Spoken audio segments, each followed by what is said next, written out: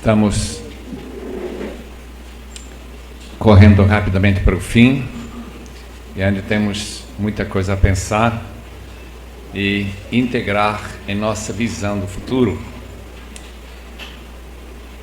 Nós já vimos que há certos eventos e certas realidades que precisam acontecer antes da volta de Cristo. E esses eventos ou condições podem ser intensificações daquilo que nós já experimentamos, podem ser situações novas que nós não enfrentamos ainda. Desde o início da igreja, os últimos 1900 anos, a volta de Cristo tem sido de suma importância.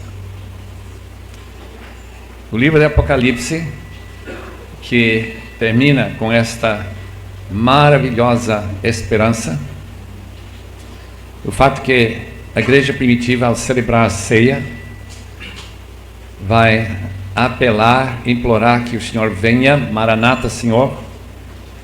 Tudo aponta para este glorioso dia, quando Cristo voltará. O que nós queremos fazer esta noite é dar uma rápida pincelada sobre as divergentes opiniões a respeito da volta de Cristo. E são várias. A razão disso, certamente, é o fato de que o próprio Senhor Jesus não deixou bem claro quais seriam os eventos que precederão a segunda vinda. E o resultado é algumas posições bem opostas em relação a essa vinda. Os irmãos abrem suas Bíblias em 2 Tessalonicenses, aliás, 1 Tessalonicenses 5, nós encontramos a base bíblica para nós verificarmos, nós entendermos que esse dia, o dia da volta de Cristo, não deve ser uma surpresa para os filhos de Deus. Encontraram 1 Tessalonicenses capítulo 5. Irmãos, quanto aos tempos e épocas, não precisamos escrever-lhes, pois vocês mesmos sabem perfeitamente que o dia do Senhor virá como ladrão à noite. Quando disserem paz e segurança, a destruição virá sobre eles de repente, como as dores de parto à mulher grávida, e de modo nenhum escaparão.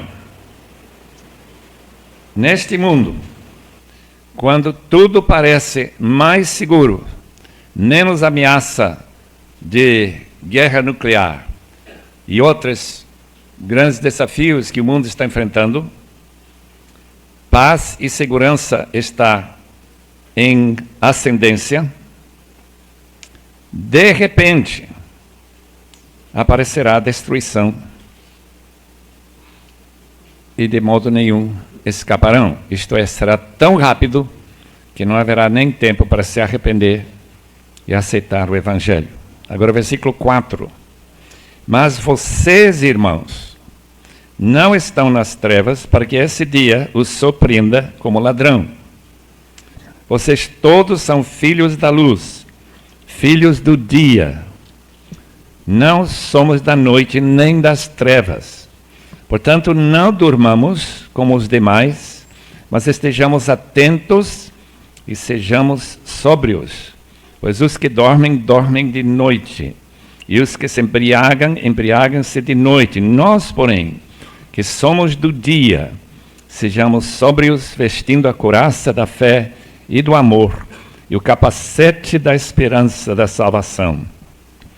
Porque Deus não nos destinou para a ira, mas para recebermos a salvação por meio de nosso Senhor Jesus Cristo. Ele morreu por nós para que, quer estejamos acordados, quer dormindo, e aqui significa dormir, significa mortos, vivamos unidos a Ele. Por isso, exortem-se e edificam-se uns aos outros, como de fato vocês estão fazendo.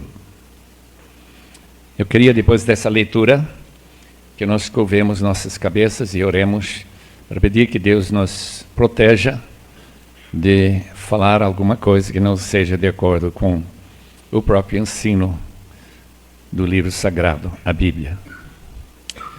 Pai, obrigado, muito obrigado pela informação que Tua Palavra nos fornece, para que esse dia que nós aguardamos ansiosamente, que estejamos vivos ou passando desta vida para aquele estado intermediário, que nós estejamos em condições de encontrar-nos com nosso Senhor da glória.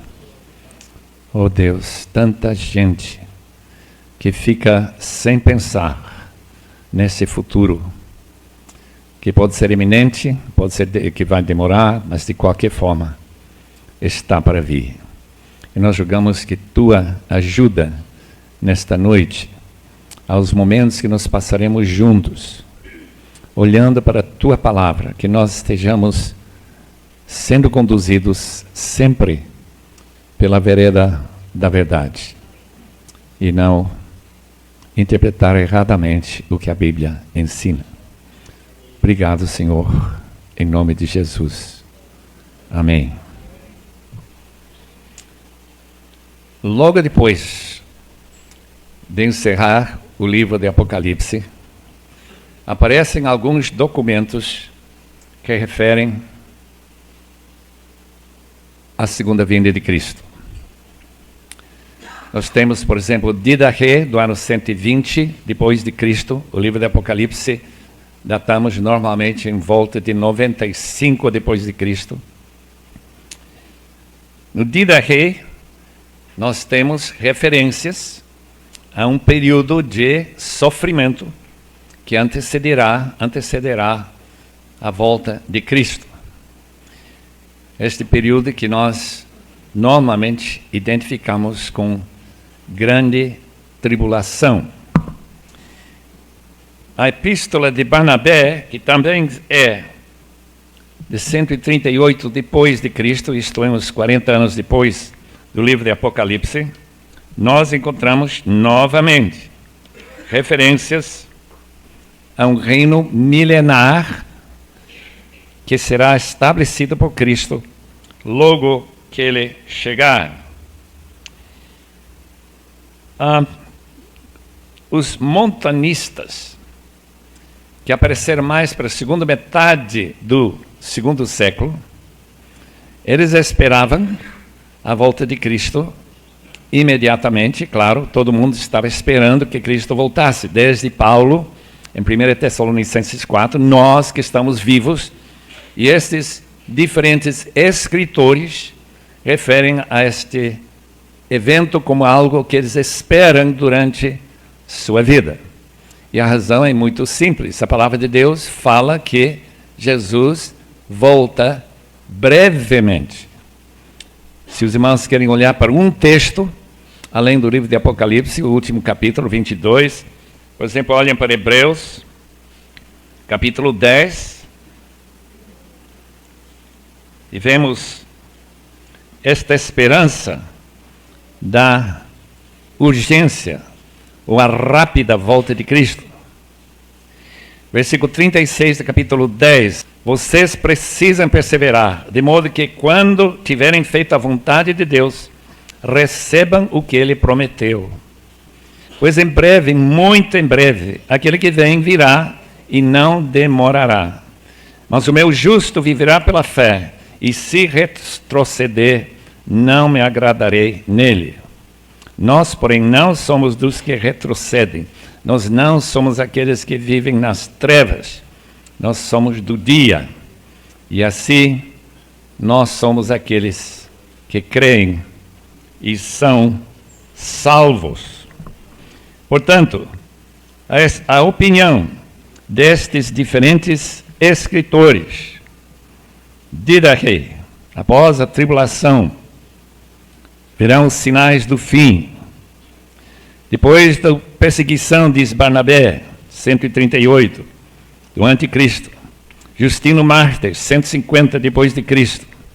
A vinda depois de sofrimento e perseguição. Então, na história da igreja, a esperança da segunda vinda não foi que ele viria a qualquer hora, a qualquer instante, mas que seria precedido, como nós já indicamos ontem à noite, quando sua noiva está em condições para ser convidada a participar nesse banquete das bodas do Cordeiro, de que nós lemos o capítulo 19 do livro de Apocalipse. E a igreja foi continuando pensando desta maneira, Tertuliano também, pensando assim, no fim do segundo século, começo do terceiro século, e chegamos até a época de Agostinho e Tecônio, que era um donatista, que começam a reagir contra a ideia, principalmente de um milênio em que haverá as delícias quase tipicamente muçulmanas de orgias, de alegrias carnais nesse período de paraíso aqui na Terra. E Agostinho reagindo, porque ele reagiu contra todo envolvimento com o sexo, ele que promoveu, por exemplo, o celibato dos padres, uma vez que ele mesmo viveu até mais de 30 anos uma vida realmente de libertinagem, que ele começa a dizer, não, o milênio não pode ser assim, e ele começa a interpretar o chamado milênio como algo que já começou e que diz respeito a todo esse período entre a ascensão de Cristo e sua volta. E aí começa aquele pensamento chamado amilenista, isto é, sem milênio, como um período distinto daquilo que nós esperamos. Então nós temos os primeiros escritores esperando, após um período de sofrimento, de tribulação, que virá, Jesus voltará e reinará aqui na terra durante 1000 anos. Mais ou menos o pensamento que o livro de Apocalipse apresenta no capítulo 20. Quando surgiu, em 1830, bem em torno disto, uma profecia por uma jovem, eu acho que não tinha nem 20 anos, uma certa Margaret MacDonald, na Inglaterra, a profetizar que Jesus Cristo viria secretamente, antes do período de tribulação começar, e que a igreja seria arrebatada para passar aqueles 7 anos da grande tribulação nos ares, sendo julgado e galardoada por Jesus, cumprindo aquele texto de Coríntios, 2 Coríntios 5:10, que nós já falamos. E depois daquele período ele voltará em poder e muita glória. Essa profecia foi ouvida por um senhor pastor Irving.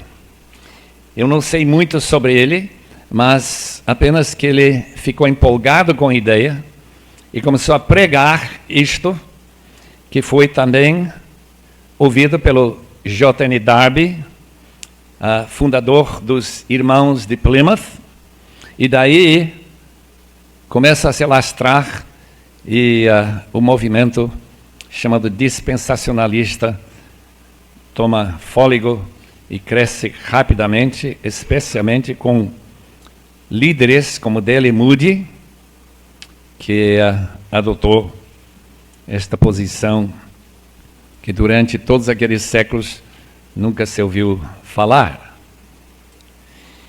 Portanto, temos esta posição, chamada dispensacionalista, em que as profecias de Daniel, daquela interrupção entre a semana 69 e a semana 70, das 70 semanas de Daniel 9, que esse intervalo é o intervalo da igreja, e que Israel fica assim aguardando, porque rejeitou o reino que Jesus trouxe para oferecer, e o resultado é que Israel só será novamente ganho pelo Senhor, como avivamento, um trabalho principal do Senhor, quando a igreja vai arrebatar. Talvez seria mais a própria desaparecimento desses milhões e milhões de crentes, que durante esse período os judeus se convertem.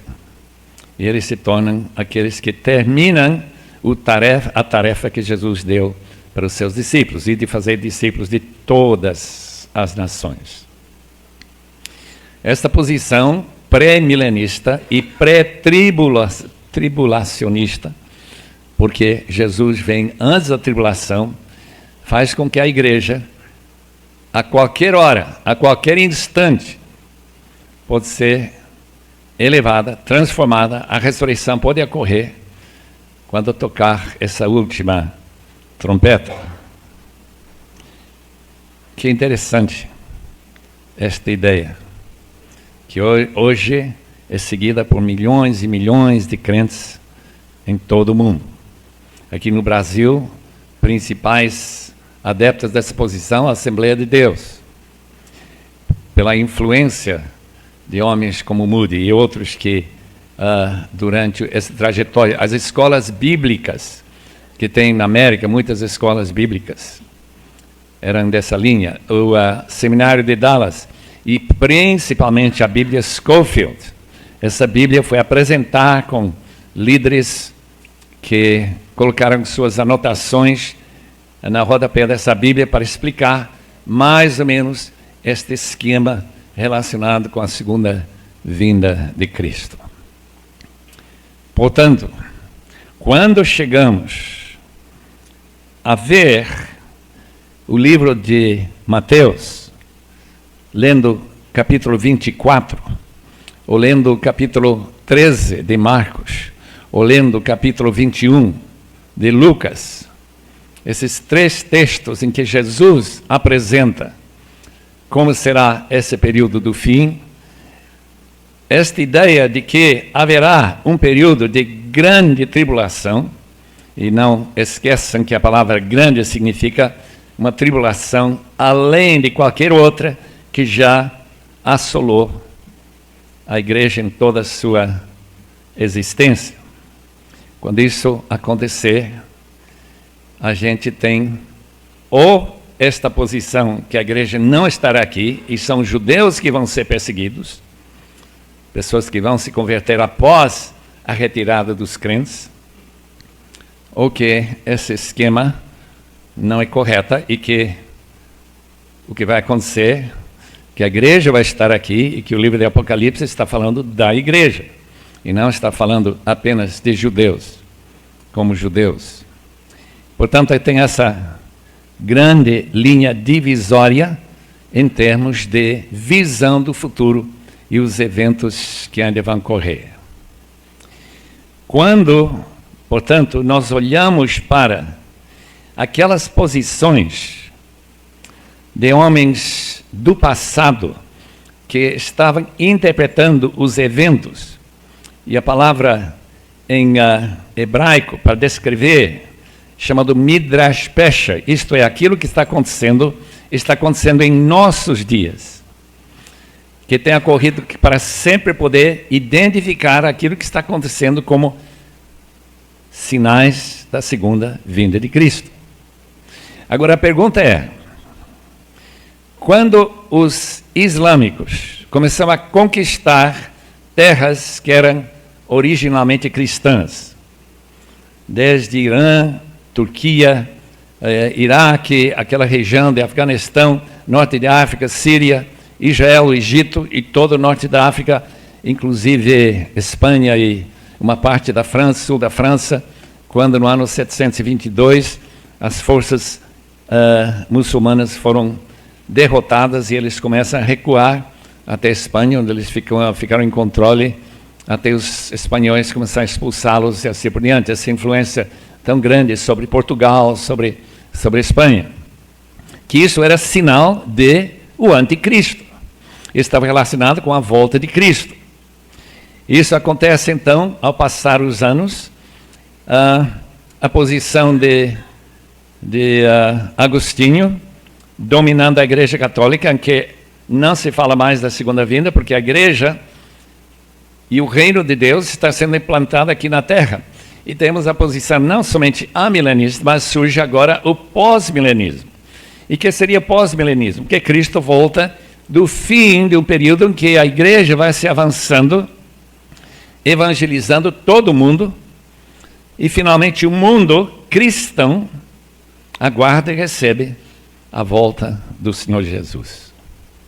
Então nós temos pré-milenismo, temos amilenismo, muito abraçado por especialmente presbiterianos e alguns outros grupos, e temos o pós-milenismo, que era a posição, por exemplo, de Jonathan Edwards, homens que eram os famosos professores do seminário de Princeton no século XIX e começo do século XX, que pensavam que naturalmente o mundo abraçaria o cristianismo.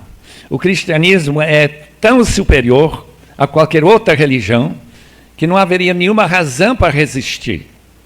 E que esse avanço da igreja, dos missionários, a descoberta do mundo, as colônias que vão se implantando na África e na Ásia e todas aquelas regiões do mundo, seriam os meios pelos quais o evangelho seria plantado. Os irmãos hoje vão ter que ir longe para descobrir alguém que seja pós-milenista, porque não se vê isto acontecendo.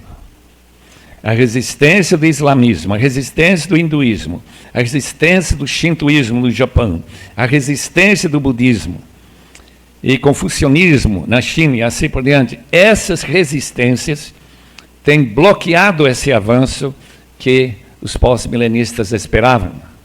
E agora parece que o futuro promete ser bem mais sombrio do que há 200 anos atrás, na época de Jonathan Edwards, ou 150 anos atrás, na época dos famosos escritores como os Hodges e B.B. Warfield, no início do século XX, que não é bem assim que vai acontecer. Pergunta-se, portanto, das duas posições que restam, a posição pré-milenista e pré-tribulacionista, ou a posição pré-milenista e pós-tribulacionista, Cristo volta depois da tribulação e a purificação da igreja, ou a posição amilenista, que de fato interpreta o milênio como a consequência de Jesus ter amarrado Satanás. Lembra que o milênio é Satanás preso, ele ficou amarrado, segundo Marcos 3:27, para que a sua casa seja espoliada. Por exemplo, deixe-me ler esse versículo, porque talvez os irmãos não estão lembrados muito bem como Jesus falou desse amarrar do homem forte. 3:27 de Marcos. De fato, ninguém pode entrar na casa do homem forte, identificado com Satanás, e levar dali os seus bens sem que antes o amarre. Só então poderá roubar a casa dele. Então temos a posição de amilenismo, em que Satanás supostamente está amarrado desde a crucificação de Cristo até sua volta, permitindo que o evangelho seja pregado no mundo inteiro. Qual destas posições é a mais bíblica, mais correta? Qual é a posição que mais se encaixa dentro do ensinamento da Bíblia? Essa é a pergunta que todos nós queremos saber como seria melhor responder.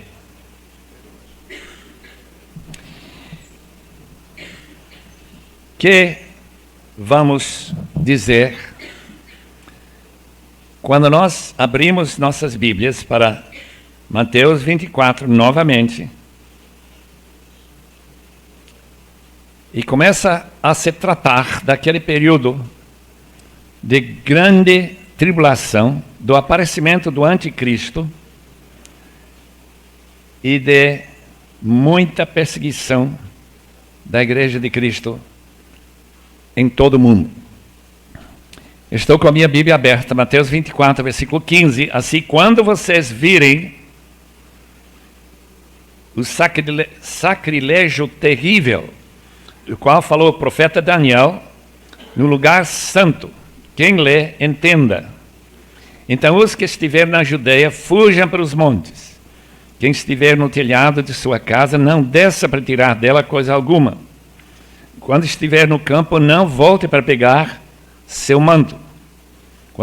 Como serão terríveis aqueles dias para as grávidas e para as que estiverem amamentando.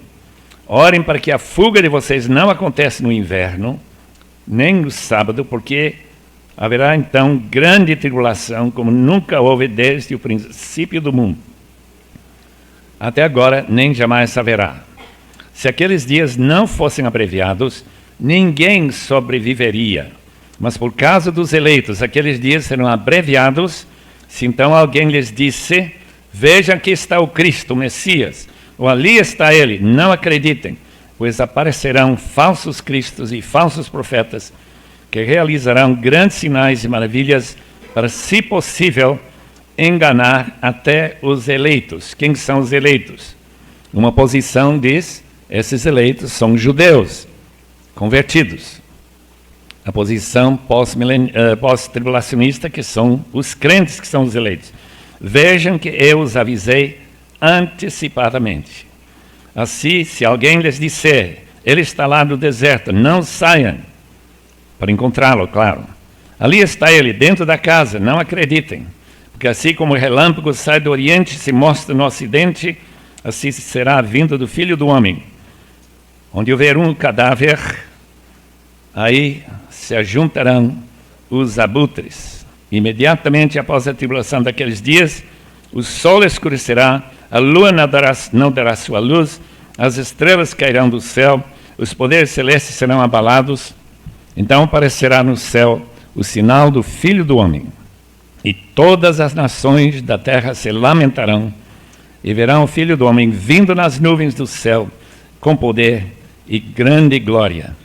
Ele enviará os seus anjos com grande som de trompeta, e estes reunirão os seus eleitos dos quatro ventos, isto é, de todos os cantos do mundo, de uma outra extremidade dos céus. Aprendam a lição da figueira, quando seus ramos se renovam, suas folhas começam a brotar, vocês sabem que o verão está próximo. Assim também, quando virem todas estas coisas, sabem que ele está próximo às portas.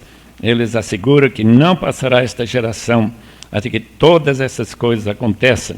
Os céus e a terra passarão, mas as minhas palavras jamais passarão.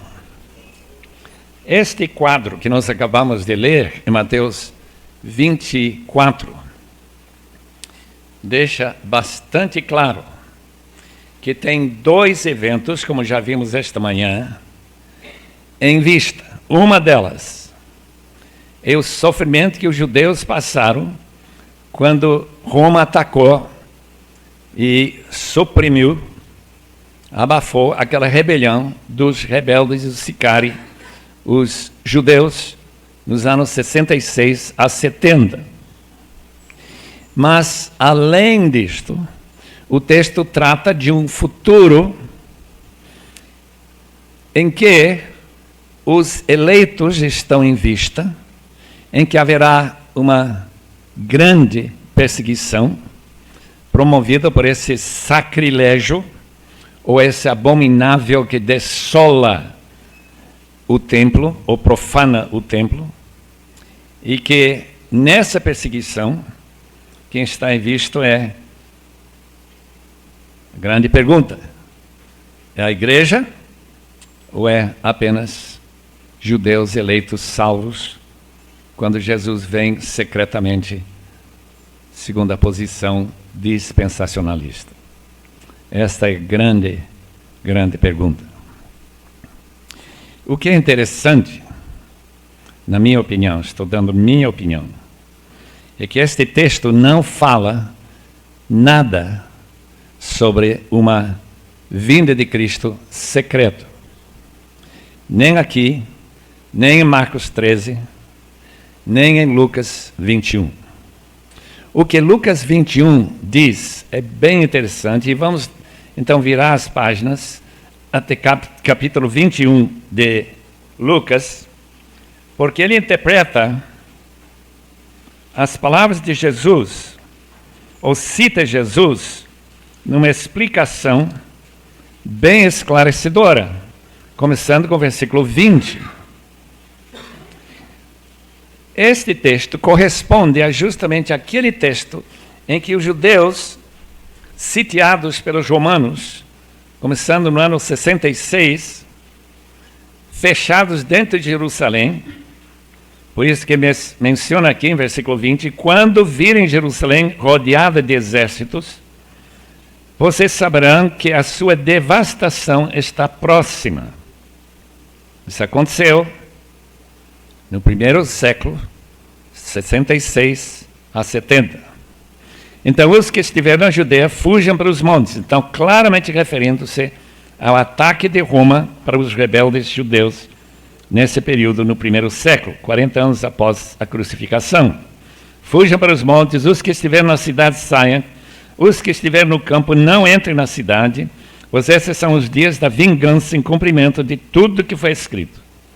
Como serão terríveis aqueles dias para as grávidas, para os que estiverem amamentando, que nós já vimos em capítulo 24, haverá grande aflição na terra, ira contra este povo judaico. Cairão pelas espadas, serão levados como prisioneiros para todas as nações.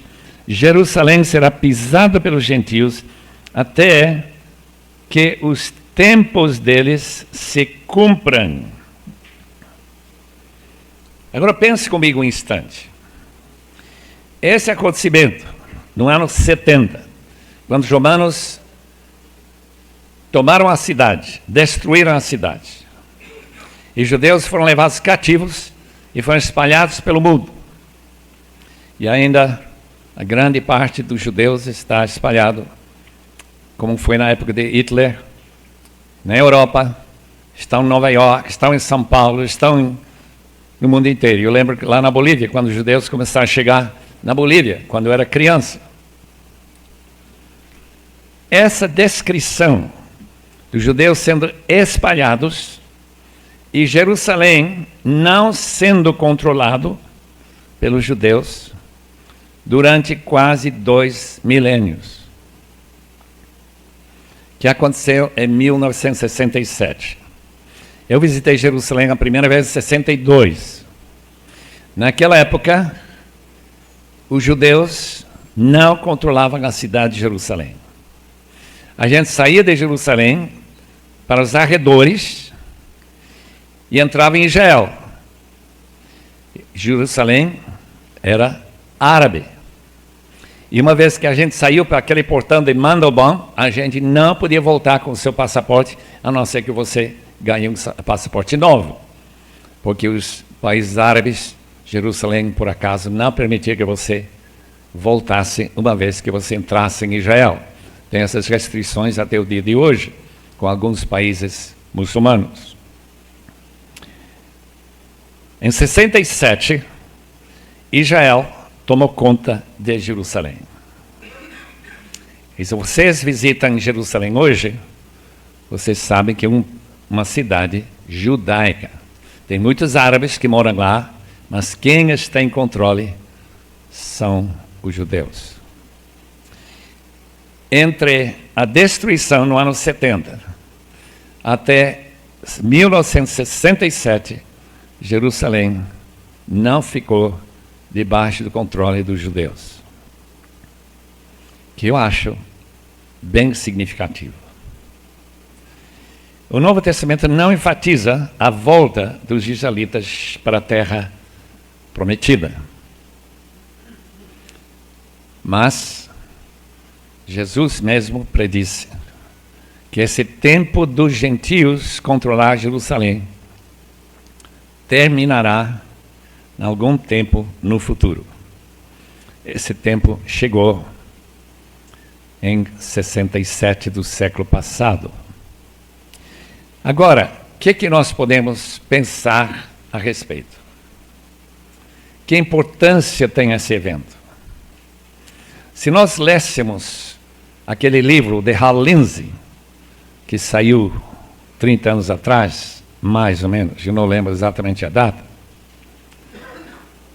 ele diz que uma vez que a nação israelita se estabeleça na terra prometida, que esse texto que diz que todas as coisas preditas vão acontecer dentro de uma só geração, isto é, 40 anos.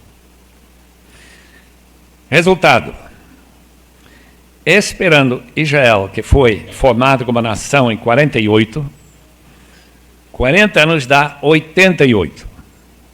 Então, a grande expectativa em relação à segunda vinda de Cristo foi que a volta de Israel, estabelecimento da nação judaica, e mais confirmado no caso de Jerusalém, só que Lucas não fala nada sobre a nação ser formada, simplesmente que Jerusalém seria pisado pelos gentios até seu tempo acabar, que já acabou,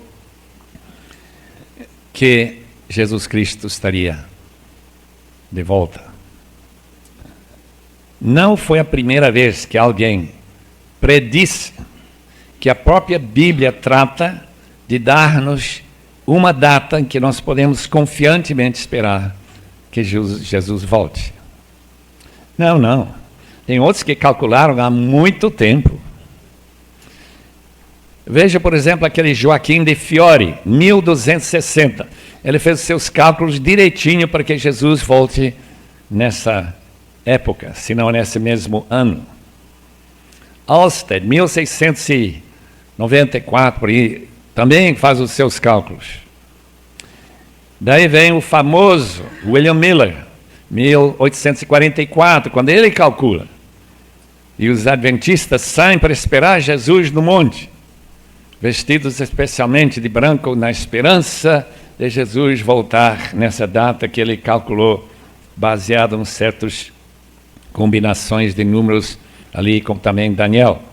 Jesus não voltou. E os adventistas, decepcionados, nós dizem, eu vou recalculou que era o ano seguinte que ele ia voltar. Só que agora sempre tem esse esfriamento da esperança. Em 1845, também Jesus não voltou.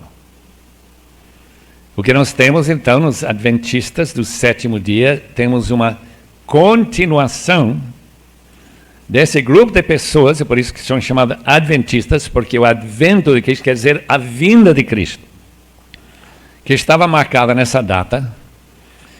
Daí vem as testemunhas de Jeová, que diz que Jesus voltou sim, mas ele voltou em 1918, se não me engano. E assim vem estes grupos, tem outros mais recentes, Coreano, 1993, Valnice Milome, não sei, 2000 e pouco. E se os irmãos continuar vivendo algum tempinho ainda na Terra, vão ter algumas outros cálculos que Jesus está voltando. Pergunto, que sinal realmente marcará a volta de Cristo? Porque vocês não são da noite, são do dia, são da luz, para que aquele dia venha como surpresa para vocês. De fato, ele vem como ladrão, mas não para vocês. Ele vem como ladrão para o mundano que não crê na volta de Cristo. Ou para uma igreja mais apóstata, como a igreja católica, que também não fala, mas que eu saiba, na volta de Cristo. Que sinal, voltando para a pergunta dos discípulos, marcará de fato a volta de Cristo? Se os irmãos ainda não podem responder, porque não estão escutando, a volta de Cristo, Ele mesmo indicou, será quando este Evangelho for pregado para todas as etnias, povos, línguas e nações. Os irmãos querem que Jesus volte? Eu acredito que sim, mas talvez não muito. Porque se quisermos que Cristo volte, precisamos nós envolver muito mais nessa tarefa.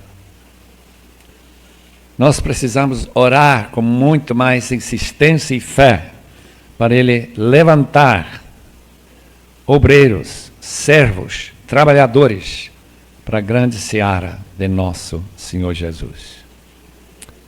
Porque ainda há tribos, mais ou menos 80 tribos no Brasil, que não sabem nada de Cristo. E como já falamos, estamos apenas repetindo, tem mais de 1.000, não muito menos de 2.000 grupos ainda não alcançados, alguns deles enormes, alguns relativamente pequenos, espalhados no mundo. Precisamos orar, porque quando isso acontecer, podemos esperar a volta de Cristo. Agora, como muitos milhões de crentes bíblicos, se não me engano, nosso irmão Bob, que vai falar amanhã, ele vai apresentar a posição que Cristo pode voltar a qualquer instante. E ele pode estar muito certo. Se acontecer assim, eu vou dizer aleluia junto com todos os irmãos, porque eu estou pronto. E simplesmente pedir perdão de todo mundo que eu não entendi bem a palavra de Deus relativa à volta de nosso Senhor Jesus. Portanto, vamos encerrar nossa sessão para os irmãos terem uma noite mais descansada do que ontem. E que durante o dia de manhã, nossos corações fiquem aquecidos pelos desafios que ainda nos restam durante esta conferência, que vai acabar logo amanhã. Pelo menos assim está planejado. E vamos orar esta noite, antes de dormir esta noite. Senhor, faça a tua obra em cada coração, para que nós não estejamos alheios aos teus propósitos relativos a espalhar a semente, boa semente do Evangelho no mundo inteiro. Vamos ficar em pé, vamos dar graças a Deus e que os irmãos tenham uma noite muito agradável na presença de Deus, mesmo sonhando. Obrigado, Senhor, que Tua palavra, nossa única fonte de conhecimento relativo à segunda vinda de Cristo, possa nos orientar cada dia e que nós possamos amar a Tua vinda, que nós possamos dizer essa é a abençoada esperança e que nós estamos trabalhando ardentemente, até sacrificialmente, para que esse dia possa chegar. Oh Deus, abençoe cada pessoa aqui, abençoe cada igreja representada, cada pastor, na sua pregação, que ele possa ser utilizado, Senhor, por Ti, para promover esta tarefa que Cristo deu para a sua igreja, em nome de Jesus. Amém, Senhor. Macida, quer falar alguma coisa? Não? Tá bom.